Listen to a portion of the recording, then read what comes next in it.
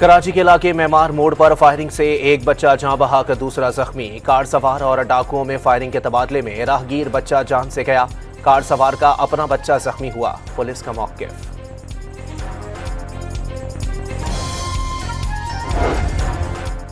Trump के गजा अमन मंसूबे में तब्दीलियों का इंकशाफ। मुस्लिम ममालिक के लिए डोनाल्ड ट्रंप और टोनी ब्लेयर को गजा की मुजव्वज़ा इंतजामिया की निगरानी सौंपना हैरान कुन।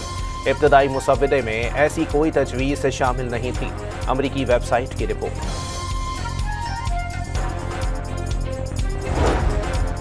सदर, वज़ीर आज़म और वज़ीर दाखिला की कौमी दिन पर चीनी क़यादत और अवाम को मुबारकबाद। पाक चीन दोस्ती को लाजवाल और नाकाबिले शिकस्त रिश्ता करार दे दिया। कहा कि चीन की तरक्की और खुशहाली का दिन है।